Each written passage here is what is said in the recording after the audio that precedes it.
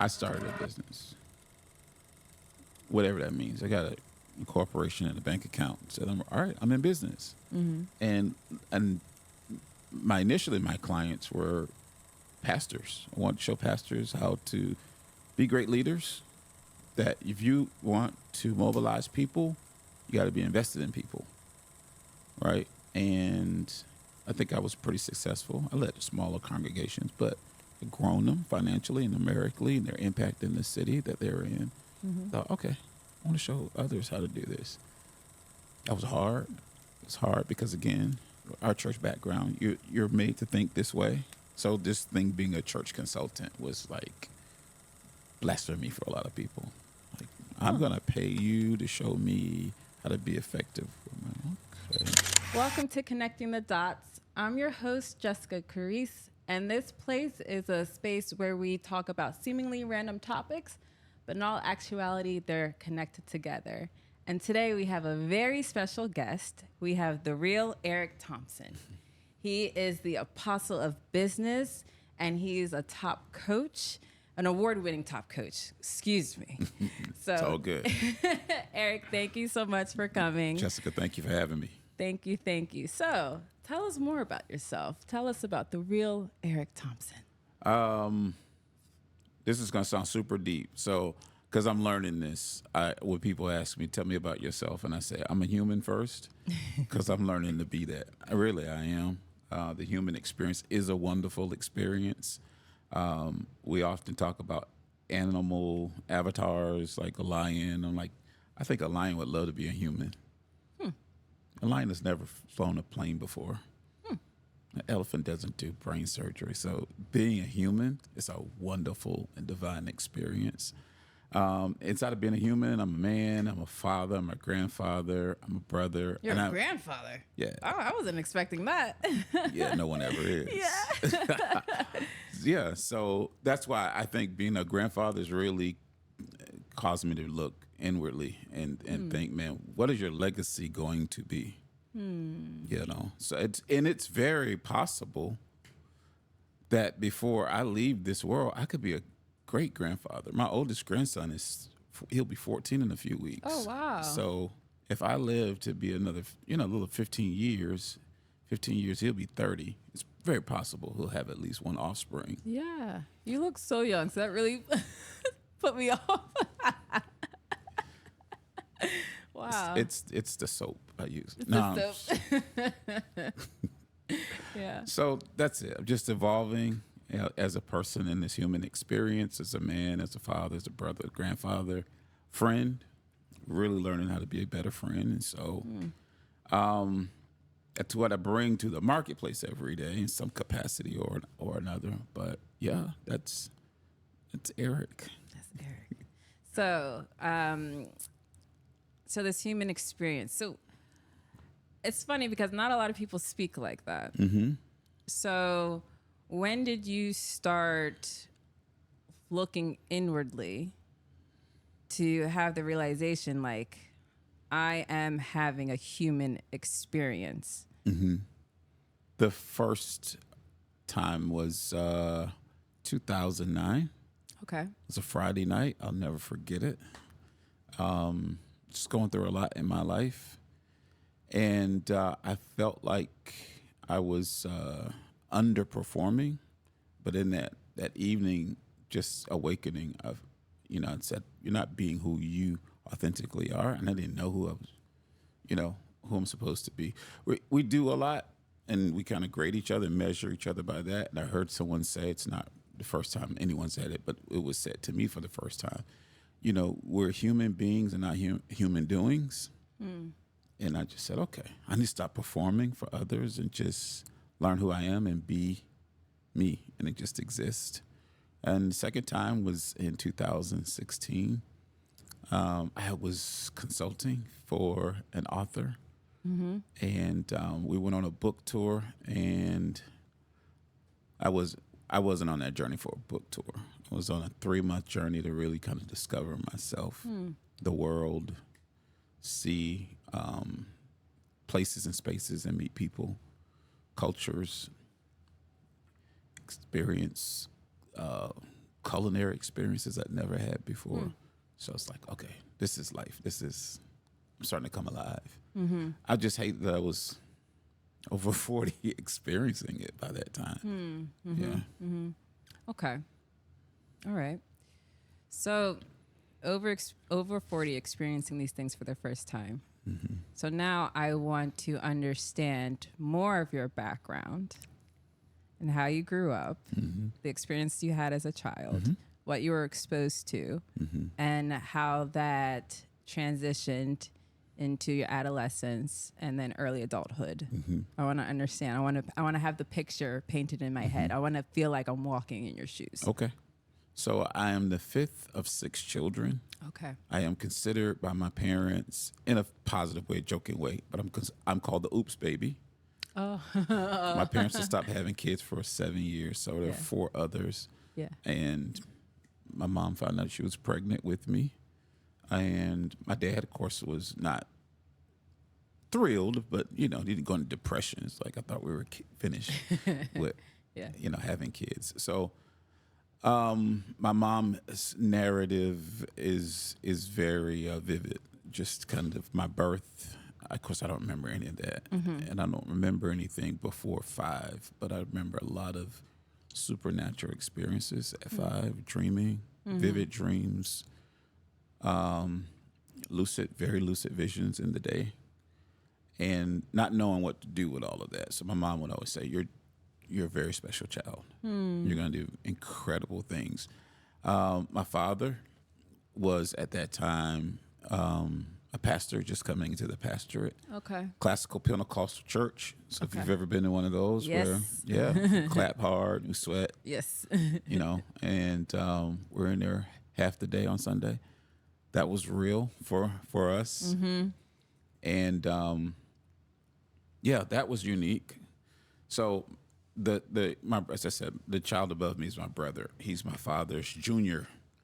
And so it was always thought that he would follow my father's path, and my brother was far from wanting to be a preacher. I didn't want to be a preacher either. I really didn't, but I knew that I was going to be a communicator that would connect with people in a very special way.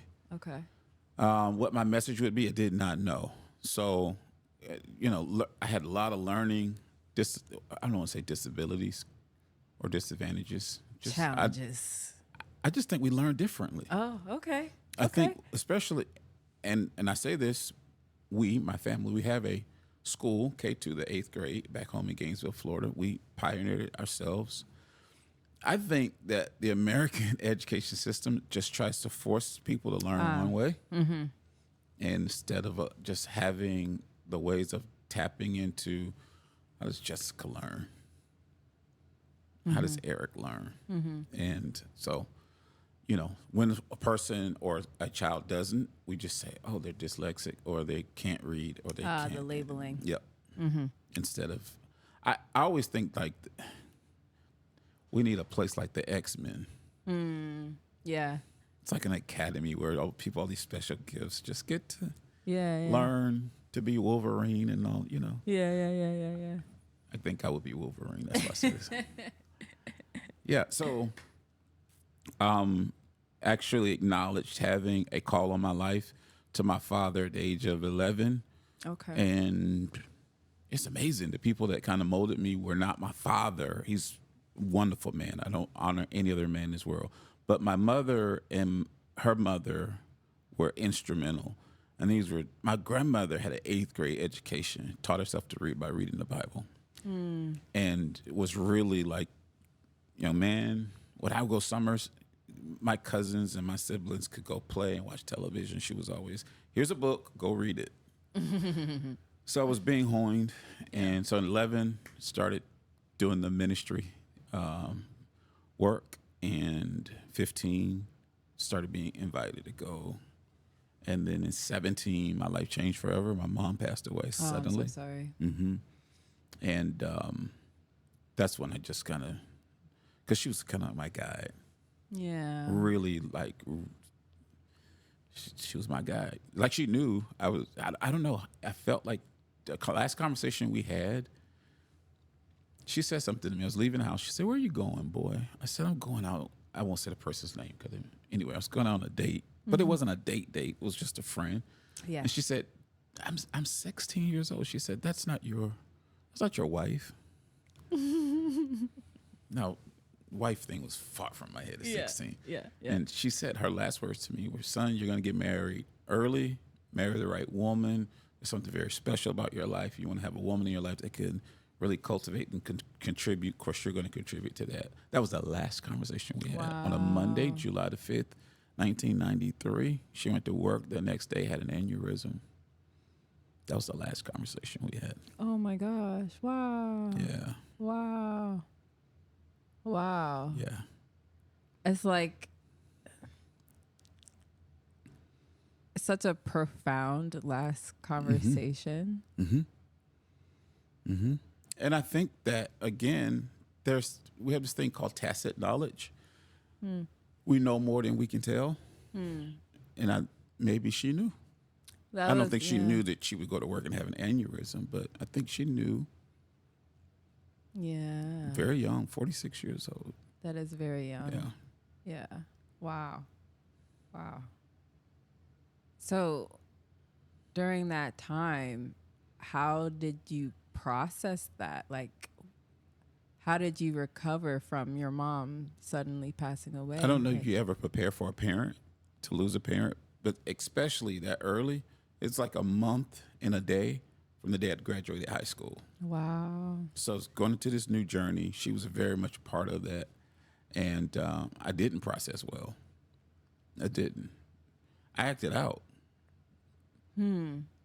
Most of my adulthood, I acted out. So did you step away from ministry? No. I acted out through the church. Through the church? I had no other experience. Okay. I never been exposed to drugs, alcohol, cigarettes, any of those things. Nightclubs. We were sheltered. Okay. So I just acted out through the church. So what does that mean, acting out through the church? I attended church, did the thing, but, my sinful proclivities were demonstrated with, people in the church. Okay.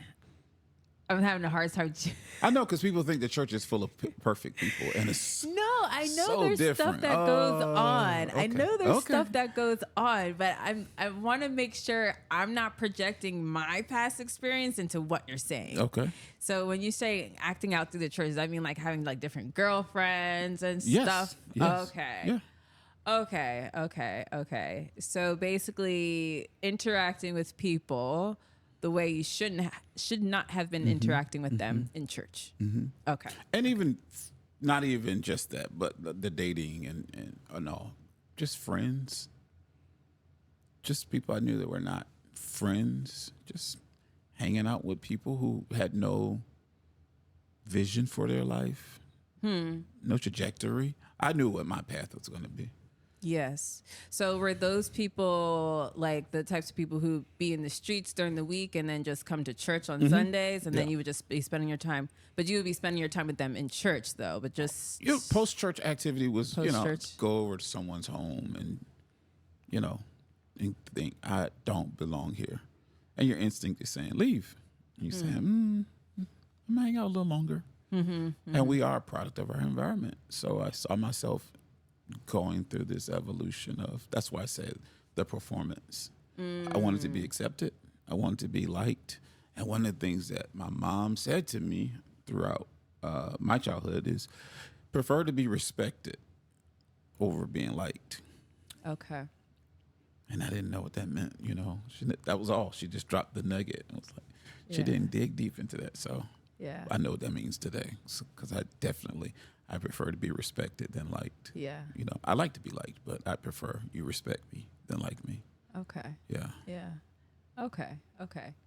So you were previously very, very sheltered, very sheltered. You had your own little sphere in your family. Church was a heavy thing. And then your mother suddenly passes away, and then you're acting out in the church. How many years was this when you were just acting out in the church? Like, did this also include you starting to go to clubs and stuff like No, that? I never Okay. had a desire for any of that. It was just let's keep it in this parameter, right? It's like, Yeah. this is enough for my vices. I don't need that anything else like drugs or alcohol or any of that other stuff. So, Yeah. no, Okay. that was it. Okay. So basically, you had your straight and narrow path, and then it started to get a little bit wiggly. Is Yeah. that the way you could I mean, describe it? through that, I married, Yeah. right? Yeah. Twice. Okay. Yeah. Okay. So just didn't know what it was to really be a husband. I had a wonderful pattern in my father. Mm-hmm. Father's an amazing husband and a father. But yeah. Yeah. Yeah. Yeah. Okay. All right. And so when you were, in 2009, so I'm trying to piece together the ages that you mentioned. So you mentioned 16, and then you mentioned 2009. So, and I don't really know your age. So how old were you in 2009 when you first started looking I was inward? in my 30s, Okay. coming to the end of the first marriage. Okay. Okay. Yeah. So how old were you when you got married? 19. Okay. So you were 19 when you first got married. And so what was going on at age 19? I just, again, it was performance. I thought it was a thing to do. You know, like get married, you know. Yeah. At that time, classical Pentecostals, ministers, preachers, they did. That's what they told you. Go get married early. It'll cure your itch for, seeing other women. Yeah. So that's what I did. It's like, okay, this will cure the itch. And you were still in Gainesville. Yeah. Okay. And so were you in school as well, or was it just church? No, interesting story. So my father and I had a conversation, and so he said, so son, what school do you want to go to? And I'd already told my mom, I don't want to go to college. Okay. I want to be a businessman, but I did not want to go to business school. I wanted to be mentored by a business person and grow under his or her wing. And my dad was like emphatically, no, you're going to get out of my house. You're going to school, right? And so, I left the house, packed my bags, and got in my Subaru and drove to Orlando. Okay, so you drove to Orlando, and then what happened? That's where I met my wife, and said, "Hey, I don't know what I'm doing here. I'm really like one out of cuckoo's nest right now. I'm trying to learn to fly." It was my first time ever driving long distance. I just got in a car and just got on the turnpike and said, "Okay, I'll get off in Orlando." My brother lived there, but I'd never been to his home. When I arrived to Orlando, I remember getting off at John Young Parkway, going to a phone booth, calling 411, asking for my brother's telephone number. And my brother said, "You're where?" I said, "I'm in Orlando on John Young Parkway." He was like, "That's a long street. I don't know where. Tell me." So once we found out where I was, he came and led me to his home. And yeah. That provides a lot more context, because this is before cell phones. This is before MapQuest. Did anybody think you were nuts for just... Yeah. All of my siblings thought I was absolute, because it was as if I were being contentious to my father. And I wasn't. I was honoring what he said. It's like, if you want to live in this house, you're going to go to school. If not, go find somewhere else to live. That was the conversation. It wasn't yelling and screaming. He was sitting in his recliner and he said it. If you're not going to go to school, you need to find somewhere else to live. And so I went and packed my bags, and he didn't know I was leaving. But I went to his room and I said, "Hey, Dad, love you." He said, "Love you too, son." And I just put gas in my car and said, "Okay, I'll figure this out." Wow, that was very... But that's been my journey. It's just kind of figuring it out. I wouldn't do it differently. Yeah. That's very, very, very, very bold. Like, did you have money? Yeah. Okay. Okay. Yeah. So, I worked, had a job, and plus gained some benefits from my mom's passing. So, it wasn't like a poor guy. Yeah. Just like, got money. I'll be Yeah. all right. Yeah. Okay. Went to Orlando, landed a job, making pretty decent money, for what I was doing. But yeah, just I still didn't know who I was. All that I thought all that stuff defined me. Having the money and making the money and driving my own car. I purchased my own car, cash, and that was my friends didn't have that luxury. So we were not. That's my story. Is not I came from a poor family. I didn't come from a rich family. Just very well to do. Yeah. Okay. All right. Interesting. So you moved to Orlando. So you called up your brother. So then you're living with him, and then so what was like? So you were still in ministry? Were you still? Did you find a church or? Okay. Yeah. Joined the church. Still ministering from time to time. Again, I kind of had that itch though for business. That's what I wanted. So I was looking for apprenticeship opportunity. So these were the days when you found a job in the paper, and I every day I bought a paper, and I was looking for an opportunity, never looking for a job, and that was always the thing. Eric, get a job. It's like I'm looking for an opportunity. I'm looking for someone who sees my potential and will hone me, mentor me, provide me some insight, hold me accountable. I really didn't have that. Okay. That's what I was looking for.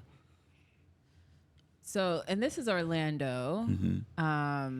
So the year that you moved to Orlando was what year? 1990. She passed away in 93, 94. 94.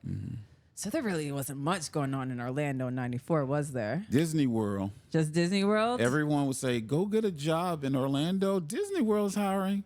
And everyone I knew worked for Disney World or a hotel or some type of resort owned by Disney. Yes. So, and I was like, I don't want to be in the entertainment hospitality industry because, I knew people there. And everyone's like, we're hiring. What do you do? Work for the Marriott. It's like, I work at Disney World, Universal, SeaWorld. So, yeah, that was it. Yeah, it was Mickey Mouse Town back then. Yes, there wasn't much. There wasn't much, just that.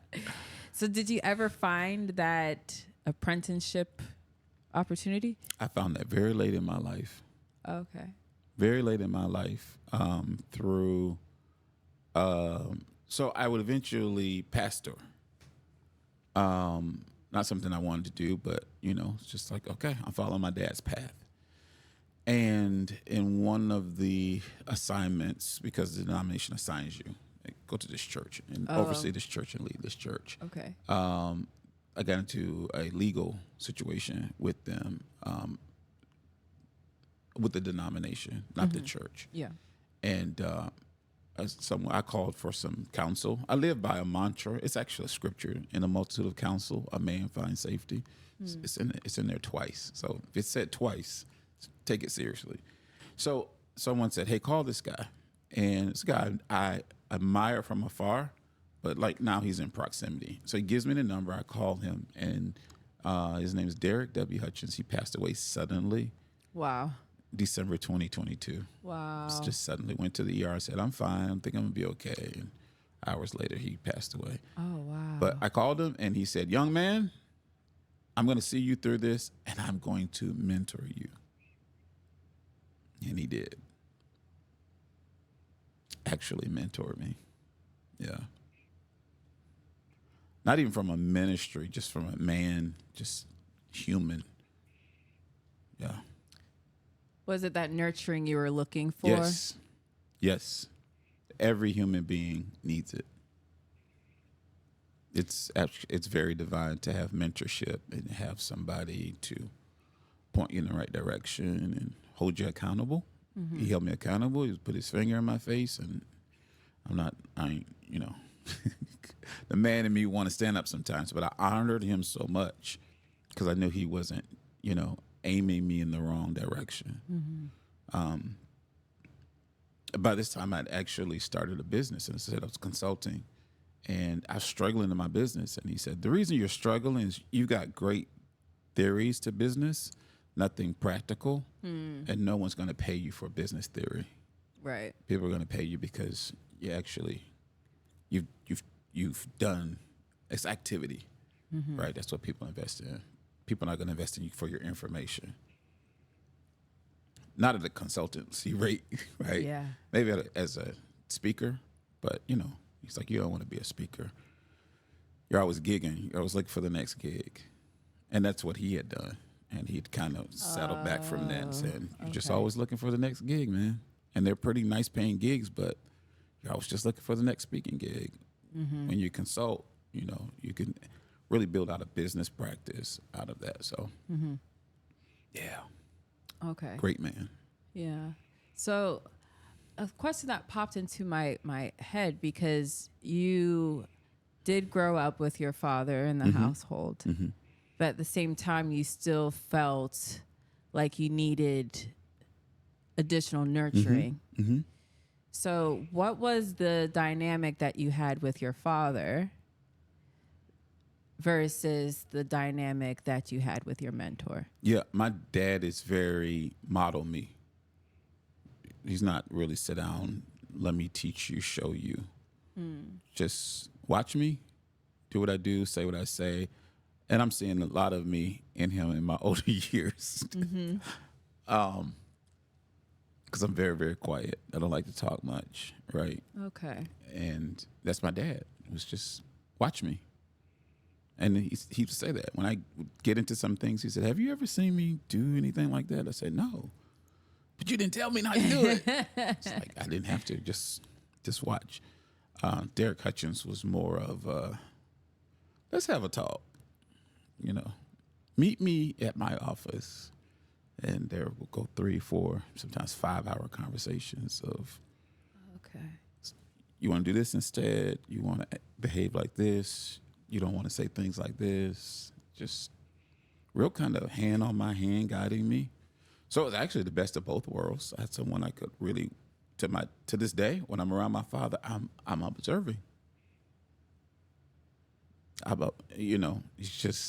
He's a great model.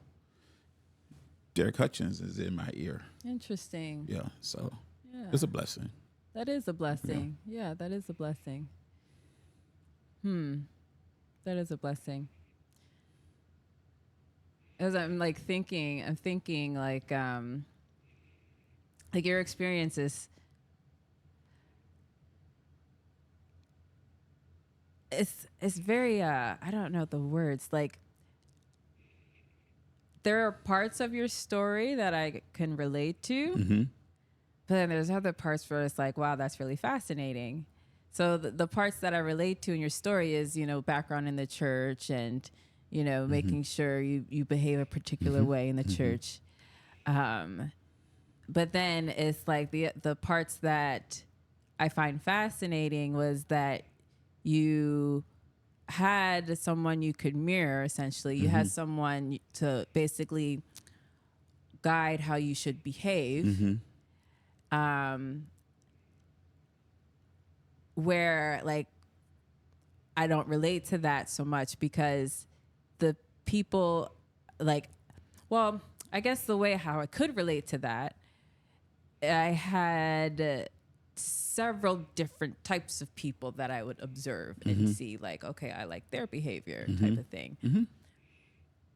But in here was still a maze where I didn't have that connection for someone to guide in here. So, and we need both. Yes, We you need do. both. You do. And like for me, I always had a fight in my head. Of course. Of course. And the fight was between trying to accept just what's innately just me versus what I should do. And what the should do came from all the voices that I guess would try to guide me from church. So did you ever have so as you were trying to find your way, did you ever have internal conflicts with yourself or you just, yeah? Yeah, because again, most of my life, all I had were the voices from the church. And I just knew there was more to life. I remember saying that to one of my sisters, my second oldest sister, Phyllis, very young, maybe 15 is when I started getting invitations to speak at churches, because it's considered a preaching prodigy, great understanding of the scripture. I just always read it and said, what I'm hearing, what I'm seeing, and what I'm feeling, there's more. And that was my itch for business. I thought business would give me that exposure to the world, because that drives the world is business. Right. I always say the United States isn't a country, it's a business.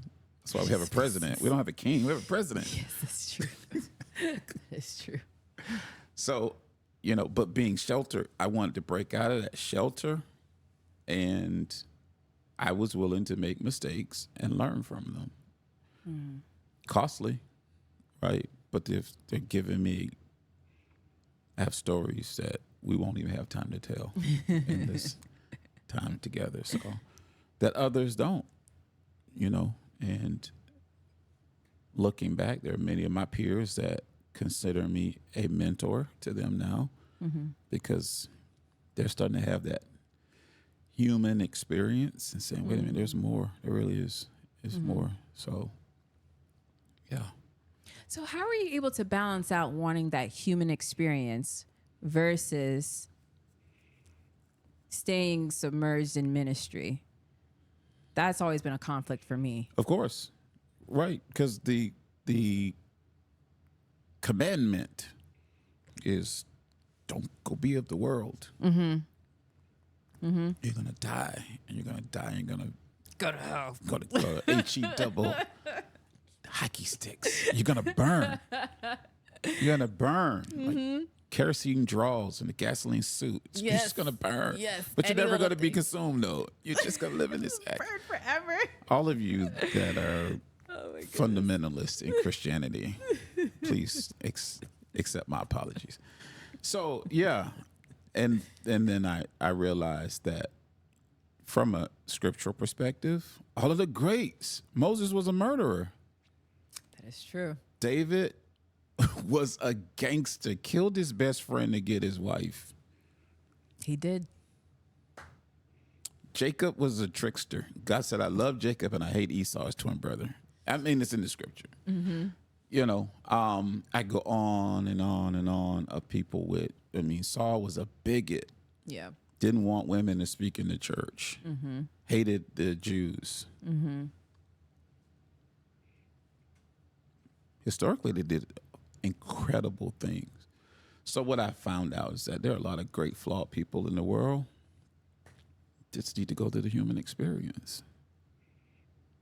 And first thing they have to do is stop judging themselves. They need to hold themselves accountable, but stop judging themselves. And I'm saying putting a judgment on themselves, like, I'm a bad person. It's Accountability hard not says, to I'm a judge. better person. Yeah. Right? Yeah. And It's I hard mean, not to judge yourself. Like, I guess once you break through when you break and through break it. free, Yeah. I don't really kind of live in that judgment. Yeah. If there's something I don't like about myself, I assess that and like, what am I measuring it? Is do I want to attain something that I know that is already here, but not by any other person's measurement?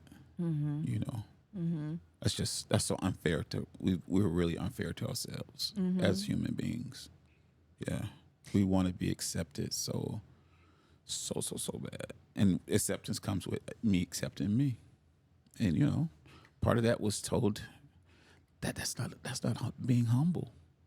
You drop your head between your shoulders. You don't talk about yourself. You don't brag about yourself. That's why a lot of people have a hard time introducing themselves. That's why a lot of people struggle in business. They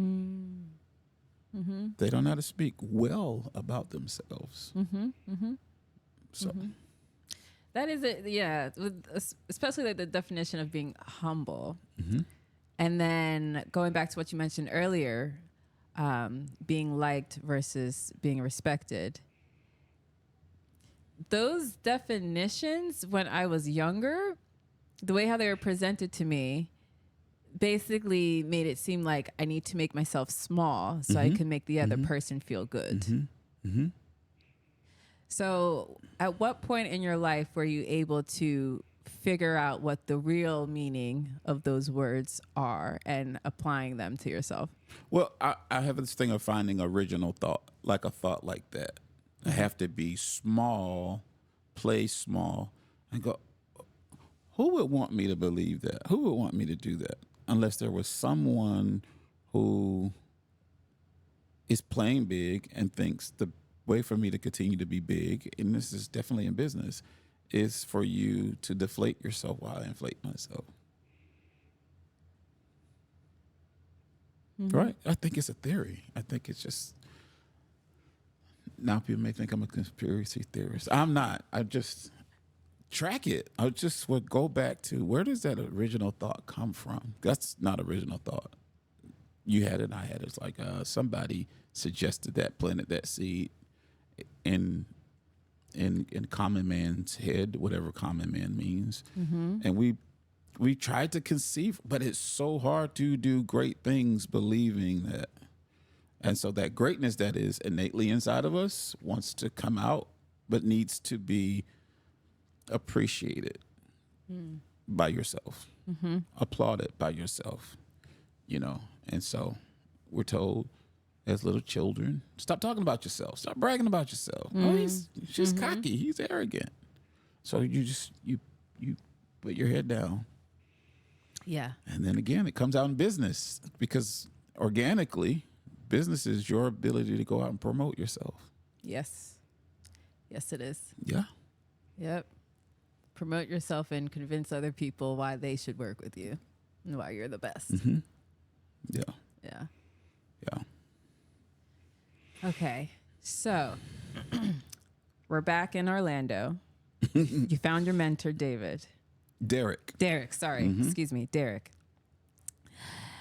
So were you still, I guess, what was the process that you went through to actually finally get into business? What was that first business opportunity? How many years passed? So in 2009, I started a business, whatever that means. I got a corporation and a bank account. Said, all right, I'm in business. And initially my clients were pastors. I want to show pastors how to be great leaders, that if you want to mobilize people, you got to be invested in people, right? And I think I was pretty successful. I led smaller congregations, but had grown them financially and numerically, and their impact in the city that they were in. Thought, okay, I want to show others how to do this. That was hard. It's hard because, again, our church background, you're made to think this way. So this thing being a church consultant was like blasphemy for a lot of people. Like, I'm going to pay you to show me how to be effective. Okay. Yes, because also with pastors, they feel that what they're doing is, everything they do is directly from God. Right. Yeah. And he's the only source. Yes. I only get all my downloads and revelation from him. Yes. Right. Forget the text. The sacred text says, iron sharpeneth iron. In a multitude of counsel, a man finds safety. That David actually had consultants. So on and on and on. King David was probably one of my favorite Bible characters concerning business. As a king, he really, he was a tremendous leader, right? He knew his numbers. He controlled his economy, right? Warfare strategy, army, you name it, distribution of food, and it's all there. So I didn't really read business books. I kind of read the Bible. That's where I got my business concepts from. That's very interesting. It is. Wow. Yeah. So I felt I was before my time. There were some people that were doing it. He's deceased, Miles Monroe from the Bahamas. T.D. Jakes, kind of a very well-known name, but not many were doing that. I'm a pastor. I'm not a pastor /CEO. So it was hard. So anyway, that's kind of where Derek was pushing me to look outside the church. Man, your client is not another pastor. So that was new for me. I talked about the client that I had, and we went on the book tour. That was my first non-church client. Okay. Yeah. And that's when you started to see the world. Yeah. So what happened between 1994 and 2009? What were you doing between those years? Messing up. Messing up?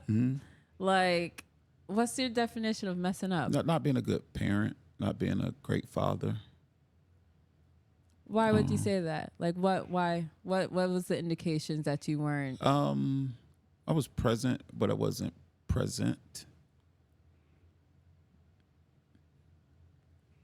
So when you say you're present, but you weren't present, I was were you around. home? My children never, when their mother and I divorced, they were never like, "Where's my daddy?" Like, that's my daddy. He comes and gets us on, but I was not present, making an impact in their life. So you would, let's say, pick them up, and We then had a good time, but not from a parental standpoint. I was growing up. I become a father so young, so I was still growing up, and so I didn't feel like a parent.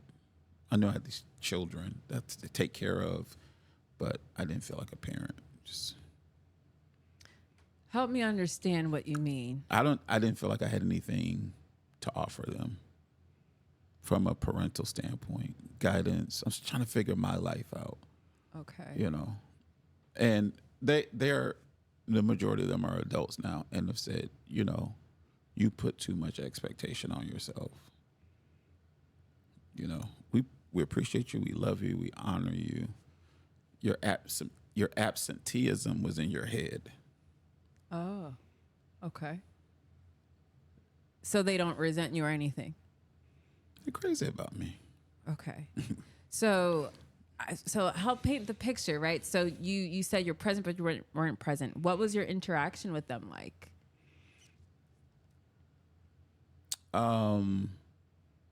Shopping, that was it. It was really just, if I give them things, they'll be happy. And I could tell you, most children don't want things from their parents. They think that they do, but what they're really wanting is a connection with you. Like conversations, you helping with their homework, they tell you about their day. Right. Okay. Right. So you were basically like, all right, do you guys need anything? Yes. All right, you don't, you're good? Yes. Cool. Yes. And then you'll go about your thing. Yes. Okay.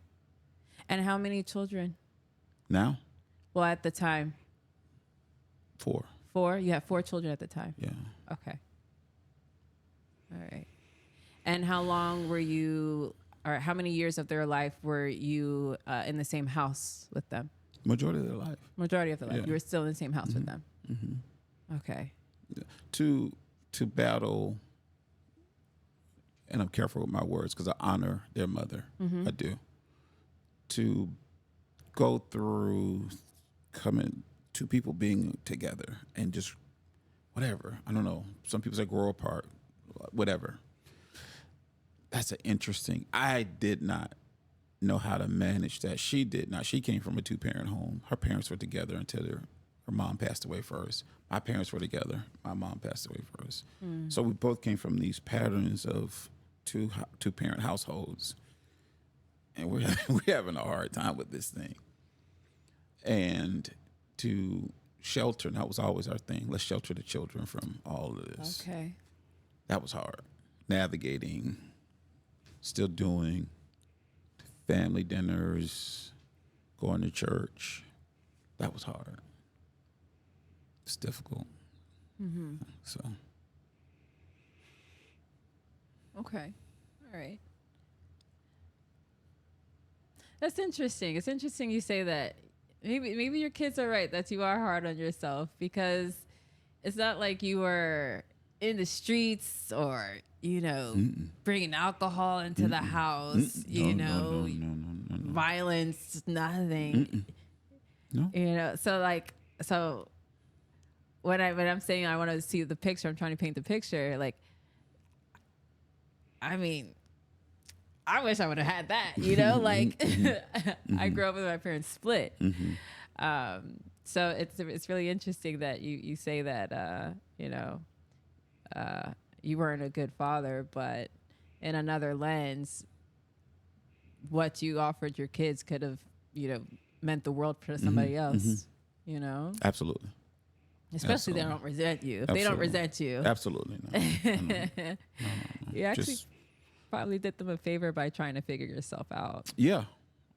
I think we all do each other a favor by just trying to figure yourself out. So, no, like moving forward, and even in today, my older two are especially, and my third most recently, of like, you are a phenomenal man. Yeah. You're my hero, dude. Yeah. Yeah. So Yeah. yeah. Yeah. Be nice. Yeah. You're Yeah. doing good. You're Yeah. doing a really great job. And you said be nice, but we have to be nice to ourselves. Yeah. And we're again, and I'm not blaming religion, Yeah. but religion can teach you to be very cruel to yourself. Yeah. Yep. So I've just learned to be nice to myself. As we all should be nice to Absolutely. ourselves. Yes. It's easier to be nice to other people very easy when you're nice to yourself. Yeah. Yeah. Okay. All right. So we covered the years between 1994 and 2009. And so you did your first book tour with your first client that is not a pastor. So then what happened after that book tour? When our contract ended, it was about a year. I decided to go back to work, come back to the corporate world. That's actually where I reconnected with Derek Hutchins. We had a little space. We stayed in contact with each other, but I connected with him purposely. Yeah. I asked an audience with him, let's sit down, let's talk. And he kind of said, here's a couple of things. You do whatever you want to do. You're a grown man. Here's what I think you should do. Is one, think you should get your job in something that you like, whatever that is. I don't know you like that, but go do it. And I did, in the world of money, and I excelled. What was that first job? I was a financial educator. Oh, yeah. Interesting. Yeah. So introducing opportunities for people to learn how to become self-directed in the financial markets. Did very well there, and their competitor headhunted me, called me on a Sunday afternoon at the church and said, would you fly out to California, consider moving? So I lived in California and Boston for a little bit. Excelled there, did very, very well there. How are you feeling on the inside during good. Those times? Yeah. Great. Yep. And I'm slightly disconnected from the church world by then. But I feel like I'm on a fantastic spiritual journey, an incredible spiritual journey. Yeah. I'm loving it. Yeah. Okay. So financial educator, you moved to California. So you lived in California and Boston. Okay. And then, so tell me about, I guess, like, your mindset during that time. Like, were you thinking this is my thing, or did you feel like there was still something else? There's always something else. Like you should always be evolving to experience abundance. I think our spirits are eternal, right? So to have experienced all that I'm supposed to do, then I am no worth. I should not be even sitting here occupying this space. Someone else should be here if I feel like I've accomplished everything in life. So absolutely not. Actually just made me more hungry, right? Because I was exposed to people ultra high net worth. So the conversations were different. People talked about ideas. I didn't hear gossip. I didn't hear scandal. No one was sitting around talking about the tea. So I unplugged from all of that world. When people would ask me about scandals, I go, I don't know. I don't know. I don't pay attention to it. So what I'd read, what I'd consume, very intentional about my thoughts. I lived without a television for years. Intentionally lived without a television for years. My dad asked me, how do you stay abreast of current events? I said, I don't. And I'm doing okay.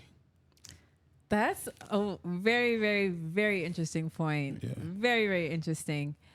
And that is something I can relate to. It's such a shift when you really decide to prioritize yourself inside. Where previously, especially for myself, like, having a bunch of different friends and, staying up to date with the gossip and all this other stuff, the tea and, knowing the latest songs out there, so that other people, can feel like they have something to talk with you about. But when you take a step back and you're home and you're by yourself and you're like just exhausted because it's not being authentically who you're supposed to be. Yeah. You have to peel all that stuff off of you when you're finally just with you. Right? Yeah. And you have to not like yourself to immerse yourself into that stuff. It's like during that time in my life when I was just plugged into everybody else, like I felt like, I don't know how to describe it, if it's like my consciousness or my energy or anything. I felt like it was so scattered and plugged into so many different things where the interest that I really had, Sure, absolutely, I just could not get to it. I just, no matter how much I tried to force myself, like I couldn't dig into the things I'm actually truly interested in. Sure, absolutely. And then when I started to prioritize myself and, feel like how I know I should be feeling, like that innate knowing, like I know that there's a part of me that is whole and wants more attention.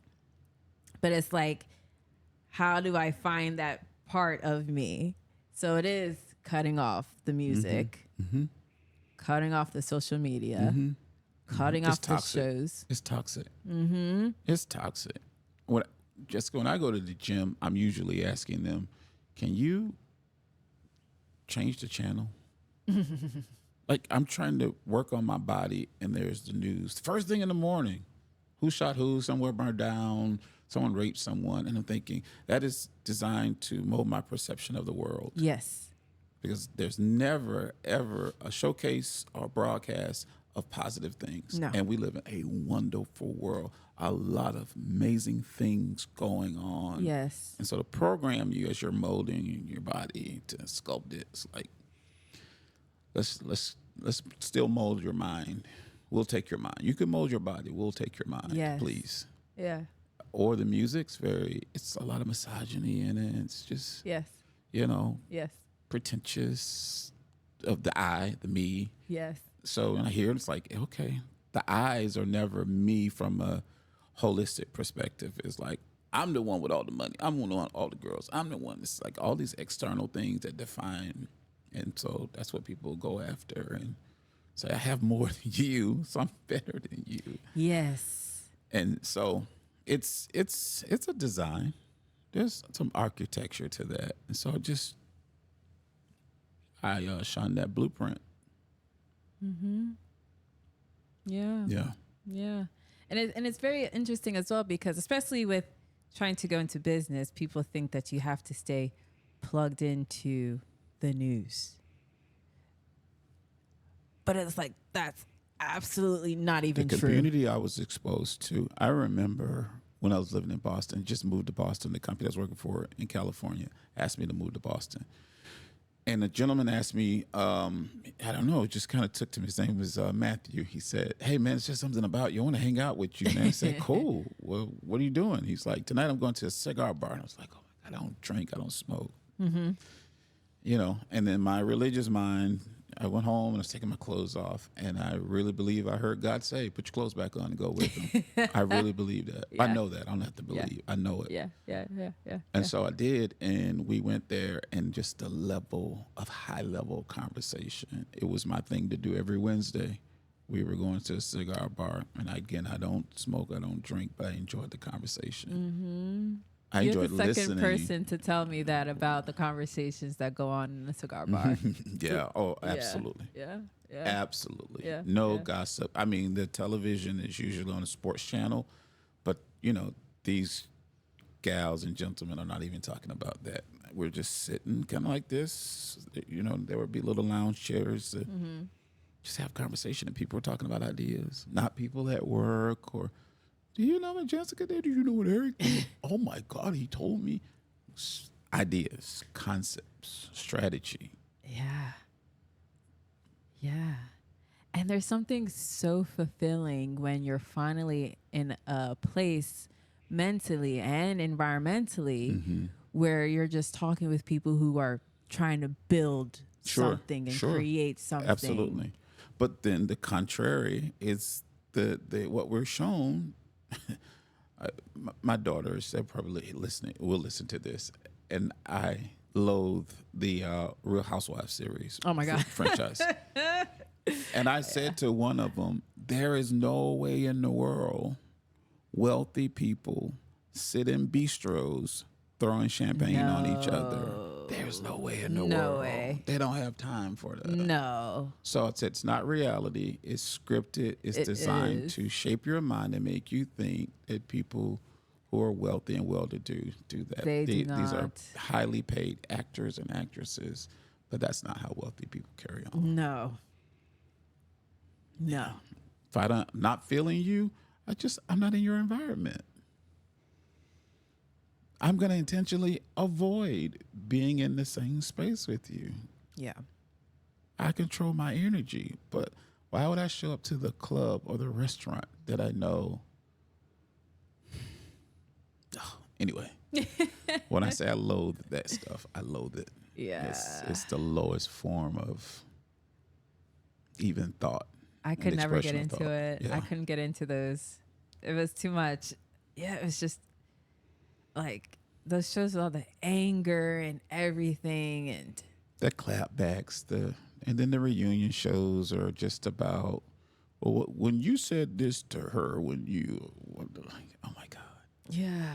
It's just a lower level of intelligence. Yeah. And it's interesting that it's so, like, those type of shows are so prominent on television. So when you say, like, there is like an architecture kind of design to society, like, you see it. Like, they don't promote, intellectual conversations. They don't promote, let's say people playing chess, and learning about strategy, game theory, or, those type of things. Right. They promote the anger, yelling, lack of self-control with your behavior, even how you present yourself with dressing and stuff, so that people mirror that and go down that pathway and then wonder why they can't be successful. And my go-to was YouTube, but YouTube is so far away from what it used to be, so now it's books, books for me, and tapes and audio programs. I'm going back and getting them off of Amazon and putting them in my CD player in my car. Yeah, I have a CD player in my car. I think you may be one of the few people I know with a CD player. I don't know.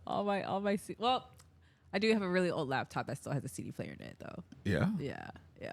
And my car's pretty new, but one of the reasons I bought it because it has a CD player. Yeah. Interesting. Yeah. Yeah. I got an audio program in there right now playing. That's actually pretty smart to have things on CDs, because I heard about a lot of these cloud providers deleting stuff. Like, once they decide to delete something, or if something legal happens between them and the other party, you don't have access to it anymore. So that's actually really smart. You have a CD collection. Yeah. So actually, I'm kind of becoming old school in all things. Like, I'm really ordering a lot of books and tapes and stuff just to have it.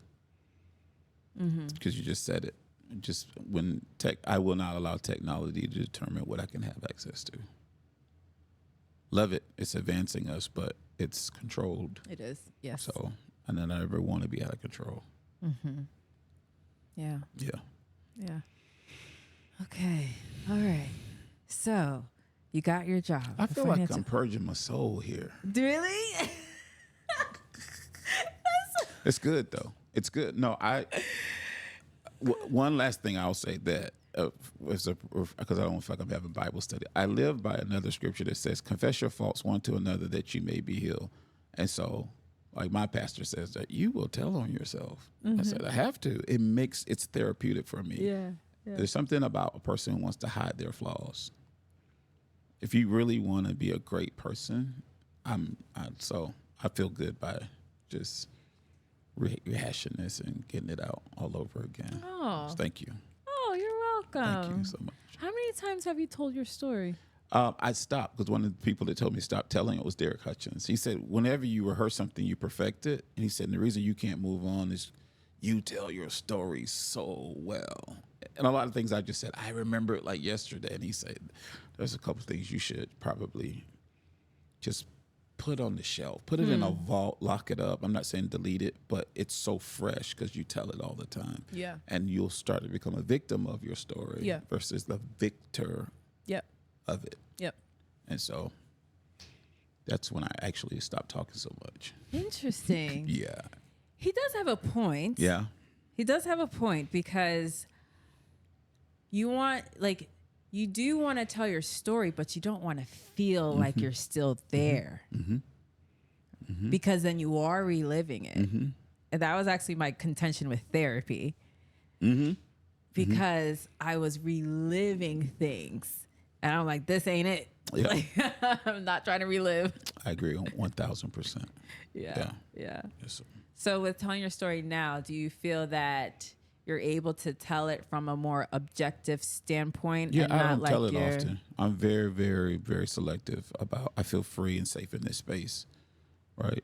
So I rarely am I sharing the story. And when I'm in an interview, rarely. Yeah. I'm very, very strategic about sharing it. Yeah. I feel that those who will listen and watch will receive something from this. That's the only reason I'm sharing it. Yeah. Yeah.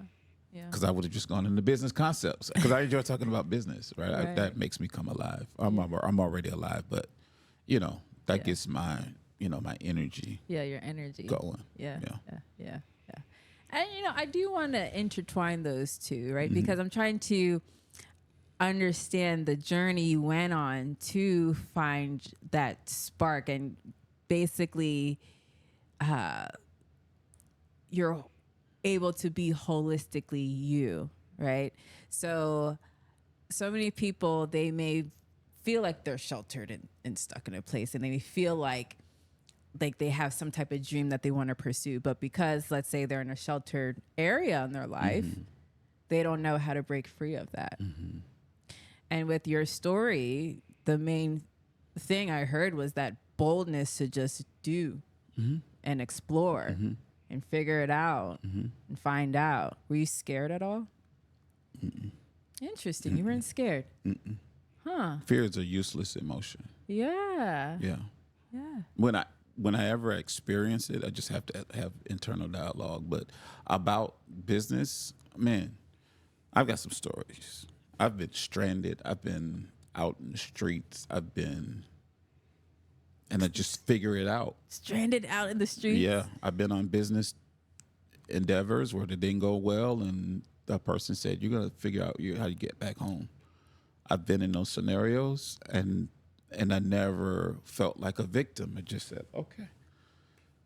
Like that's There's cool. a method to getting back to where I need to be. Yeah. And I figured it out. And then I'm not a beggar, but I've always been able to pick up the phone and use connections to say, here's a scenario.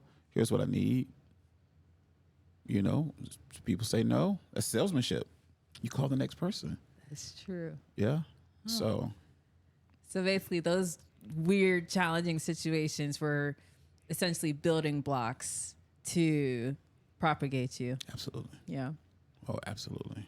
I wouldn't change anything about any of those entrepreneurial journeys, going out in business, falling on my face, just trusting people.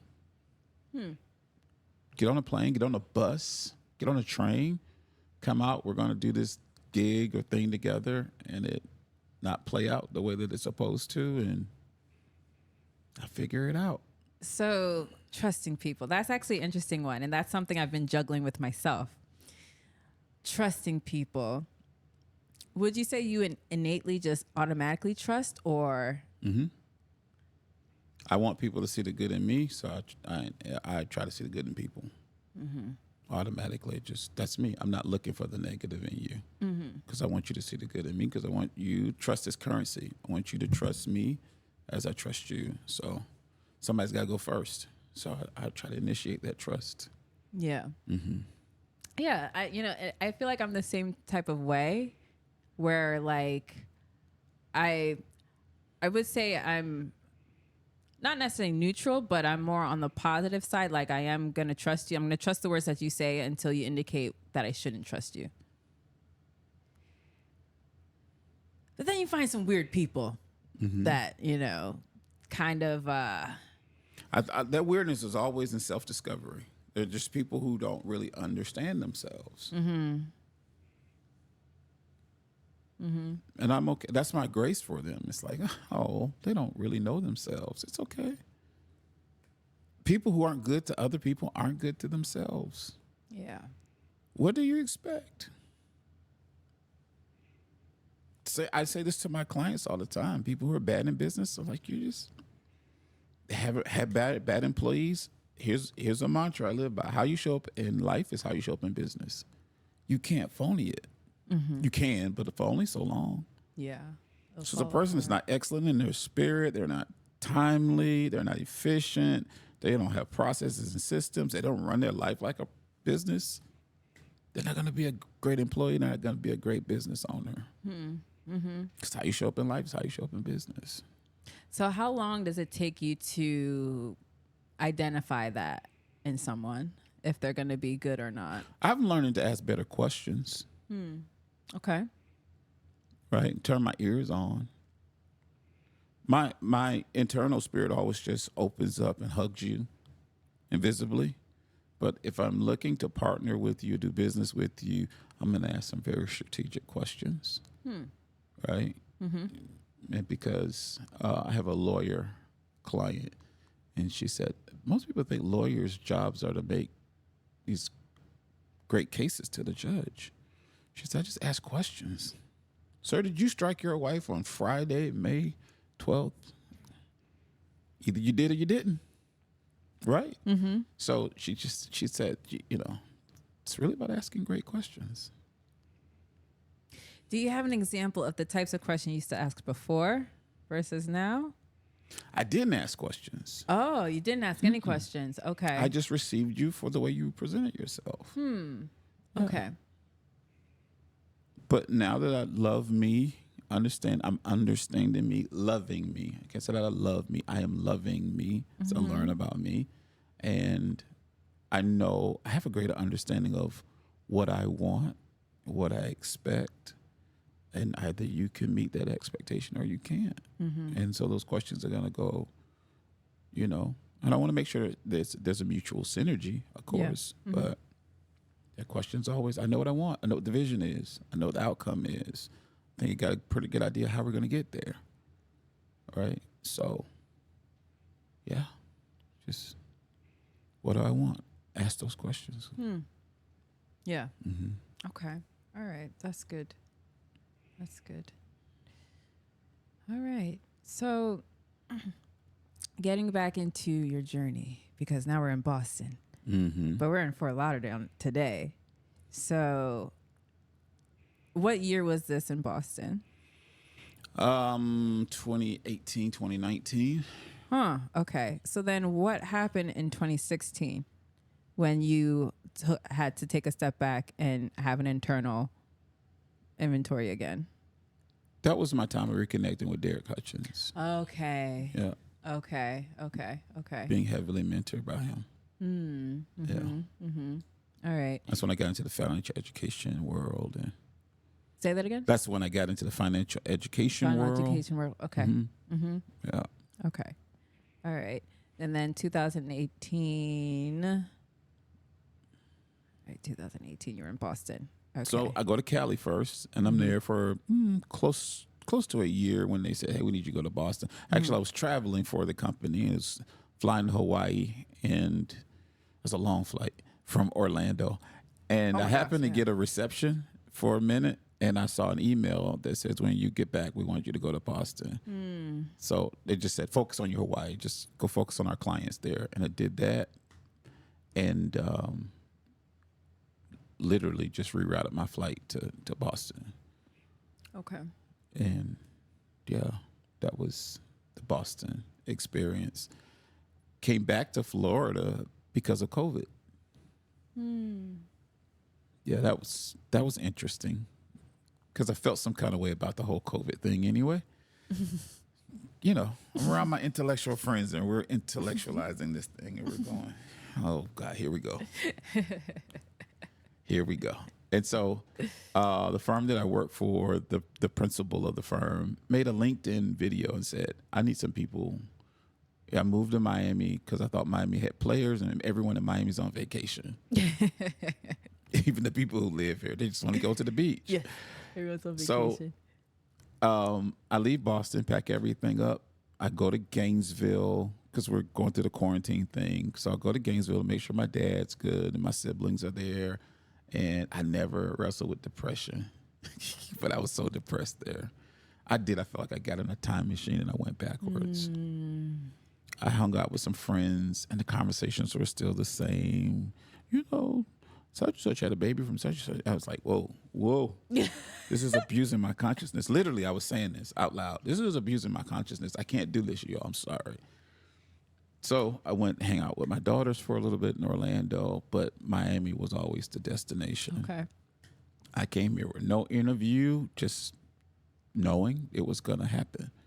And it was about 73, 74 days before they called and said, let's talk. I just knew. You know what you know.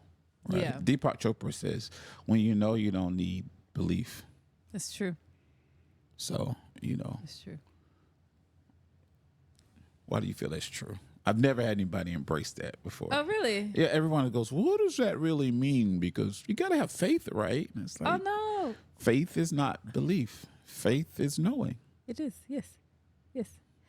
Well, I guess I say it's true because I can relate to that, where there are times in my life I made decisions and I stuck with those decisions because I knew that this was meant for me to do. There's nothing you can say. Amen. That's right. There's literally nothing you can say. That's good. That's going to teeter my decision of doing this because I know I'm going to do it and it's going to work out. Absolutely. Yeah. It's like that stubbornness that can't be shaken because you just That's know. faith. That's faith. That's that certainty in knowing. Faith is certainty in knowing. Right? It's not just having a knowledge. It's that certainty that I'm going to do this thing. And that's why affirming in meditation is because you hold that thought and nothing else can disturb it. Right? Yeah.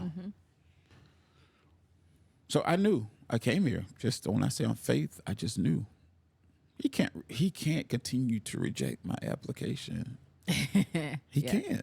Yeah. I'm a part of the process, and you know, the rest is history in the making. Yeah. Yeah. So you say that, you know, you're never settled, things are never final. Do you have some type of vision? And it could just be like a flash of a scene of how your life is supposed to be. Like, do you have some type of maybe like North Star that you feel you're being pulled towards? Yeah. Yeah. This is so funny. It's like a combination of things. Okay, I will binge watch Netflix. Yeah. So one of my icons in my life is Raymond Reddington from The Blacklist. Oh, interesting. Okay. And not because he's the most wanted by the FBI. He's just well connected he's always one thought ahead of the opponent. And systems like the FBI and all that, it's like he's already out thinking the system. That's me. Yeah. Fascinating. Well connected. Yes. Fascinating stories. Enjoying wines and foods. You know, he always just kind of goes into these stories. Yeah, when everyone is worrying, he'll just go into these stories. I was on the coast of, and I go, I love that, man. Because life experiences just prove everything's going to be okay. Yeah. Everything's all right. Why are you stressing and tripping? It's already okay. It's you true. know, so, Yeah. you know, take care of your connections. That's him. That's me. Take care of my people. Find your people. Take care of your people. You know, and the world will bend to you. And that's how I feel when I watch that. It's like the world bends to you. It just does. That's why would I ever want to be a tiger? A wolf? Like, Yeah. the world doesn't bend to a wolf. No. We have the most amazing experience in the world, being a human being. Yeah. We just should just master it over and over again. Yeah. Yeah. You know, but it's really funny because the hardest thing as a human is overcoming and learning how to work with your ego. Like your ego is the ego part of yourself and part of your brain that evolved from the, you know, animalistic survival type of thing. So it's like your ego is always looking for the negative because that's usually a threat to your survival. Let's say you're living out in the wilderness, you're always trying to check your surroundings and everything. And so let's say now we're in these modern times, we're not living in the wilderness. So your ego is constantly looking for the negative because that's just how it's programmed. And when you're, you know, I guess, you know, growing up in all these different environments, you have so many people telling you different things, right? And then you have the internal critic, your ego, and all the stuff telling you some more negative things. It's like you just have a cloud of all these thoughts from all these people that you've met, you know, thought of all your internal narratives. That's from your ego, right? It's not from, you know, the Holy Spirit or God that's living in you. You're having all these negative things. And you're just so encompassed in those same type of thought patterns, right? There's so many things that's just been entered into your psyche that you're not even aware of as entered into your psyche. So then sometimes it's hard to break those cycles in order to really rise above it and see how wonderful life truly can be. Yeah. Well, that goes back to all of our institutions, our family, education, religion, which a lot of it teaches us what to think and not how to think. And if you don't think this way, get out of my family. Get out, right? Yes. You don't think like us, get out of our school. Yes. You don't think like this, get out of our church. Yes. So these constant rejections for being free thinking beings. Yeah. Right? Actually, I think it's a blessing, though. I think rejection is a blessing if you're not supposed to be there. But that's all perception. That's true. You know? I've applied for probably millions of jobs, and I get that. Unfortunately, you're not a good fit. Just go, I'm not supposed to be there. Yeah. Just not supposed to be there, you know? Yeah. So people reject me. Oh, let's not invite Eric. I'm not supposed to be there anyway. Good, thank you. Right? So, because I just feel like that ordination of our lives, our steps are already ordered. They're not being ordered. They're already ordered. It's a process that we're supposed to go through in life. Yeah. You know, I think a lot of people die before they actually die because they die here and here. Yeah. So they make the physical part inevitable. Like, just check out. You know, I've had other great men in my life succumbed to heart attacks.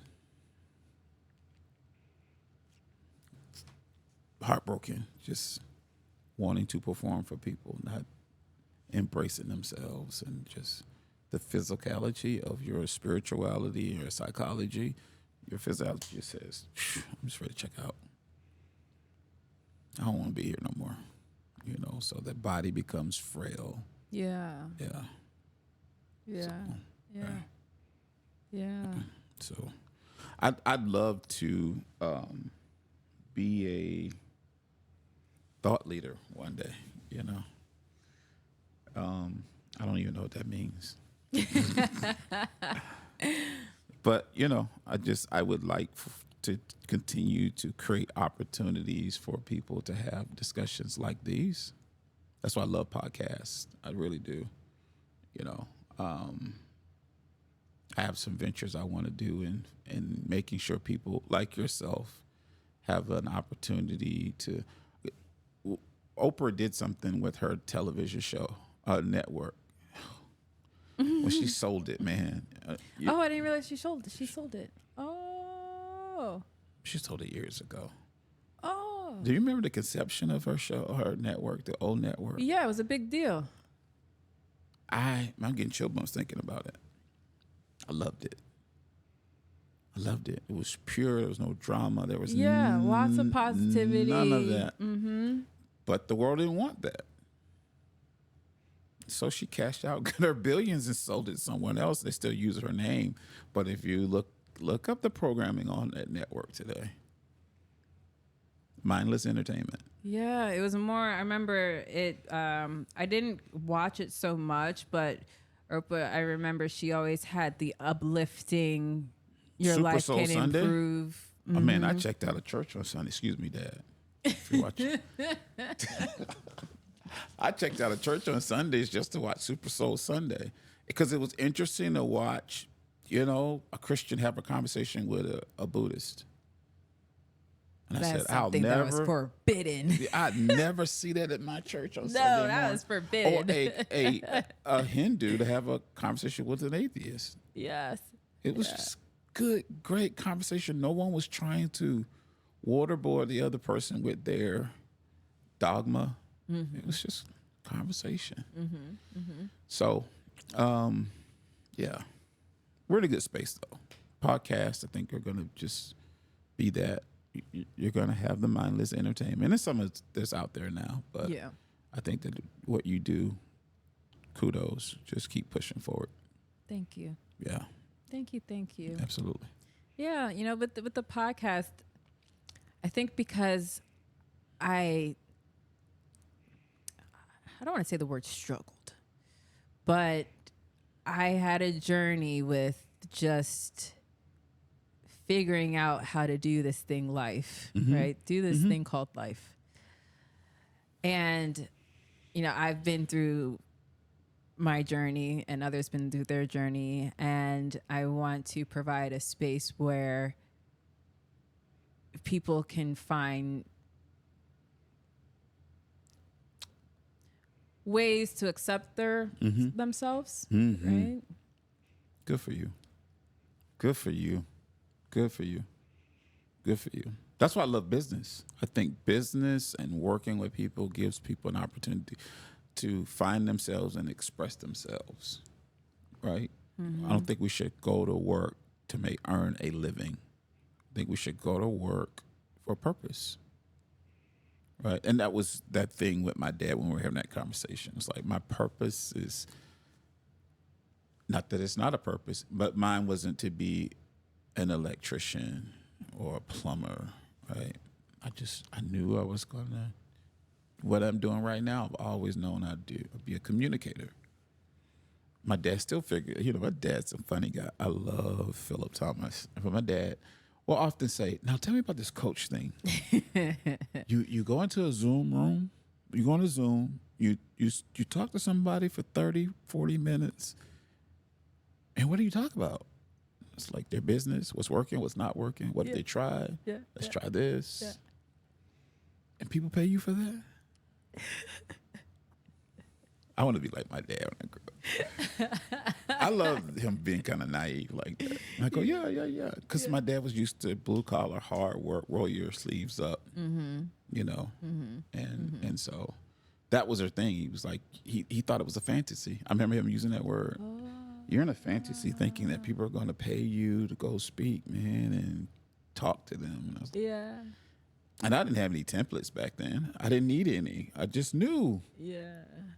As a child, I always saw myself standing on a stage, whether it was a big stage or a little stage, and someone would give me an opportunity. And I have for Damon John. I've gone and spoken for him at his events. Tarek and Christina from the Flip and Flop show when they were married. I've spoken on their stage. Yeah. That's amazing. It's amazing. And I knew I belong here. Yeah. I belong here. Yeah. You know? Yeah. It's incredible. It's really incredible. Like because you grew up so sheltered. You grew up so sheltered, but you had this inner knowingness. Like there's more for me.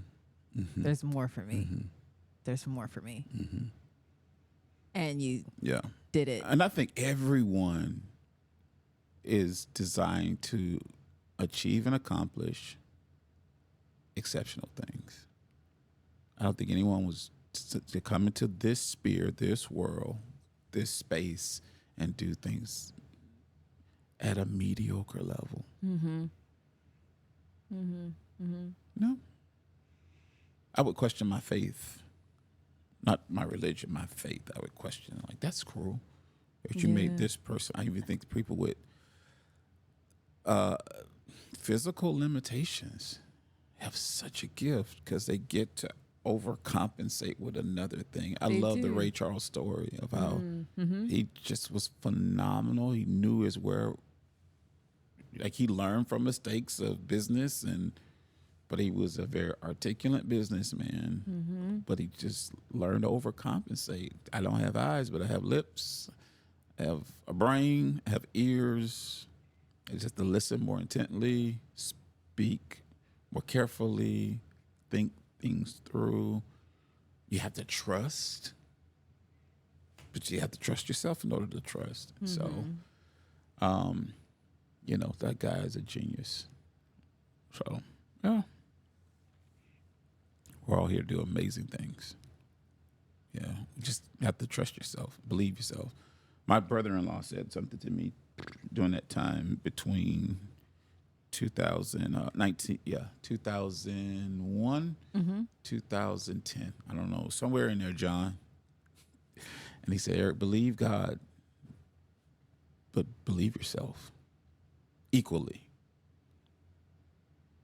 I wrestle with that because, God's way up here, man is way down here. It's like, no, bro. And he's a, classical Pentecostal preacher, but he's a thinking one. And he said, believe God, but believe yourself equally. Because doubting yourself is doubting God. So I believe. Yeah. And I know. And I trust. I'm not a super, I can't say I'm like the most well-versed person in scriptures, but I do know that Jesus said that you could do works that he does as well. And greater. Right? But wouldn't any mentor want that? Would any leader want that? Any parent would want that. Any business person who knows themselves, because he was fully confident. He was actually going to be stoned because of his I am statements. It's crazy.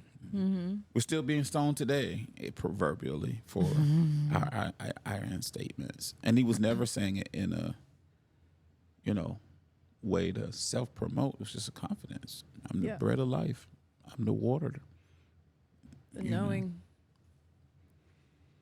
Yeah. Tacit knowledge. There's just certain things we know we can't explain. No one, it didn't come in a book. You just know. Yeah.